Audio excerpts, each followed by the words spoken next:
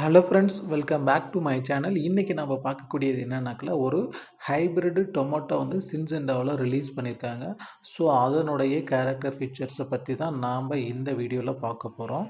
இதோட நேம் வந்து பார்த்திங்கன்னா ஹவிராஜ் அப்படின்னு சொல்லிட்டு இதனுடைய கேரக்டர் சொல்லிட்டு பார்த்திங்கன்னா இதில் நார்மலாக இருக்கக்கூடிய தக்காளி மாதிரி இல்லாமல் ஓவல் ஷேப்பில் இருக்கும்.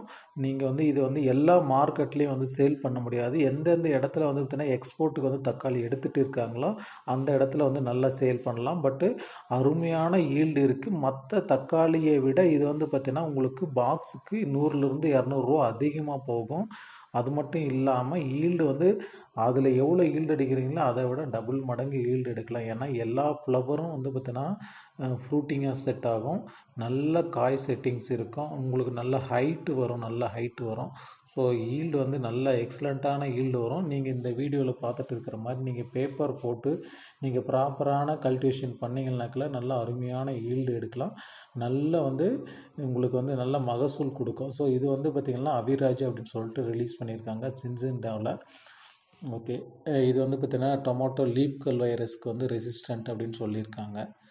இப்போ தமிழ்நாட்டில் வந்து பார்த்திங்கன்னா ஓசூர் இந்த ஏரியாவில் வந்து பார்த்திங்கன்னா இதை வந்து கல்டிவேஷன் பண்ணிகிட்டு இருக்காங்க. நல்ல ஈல்டு கொடுத்துட்டு இருக்குது.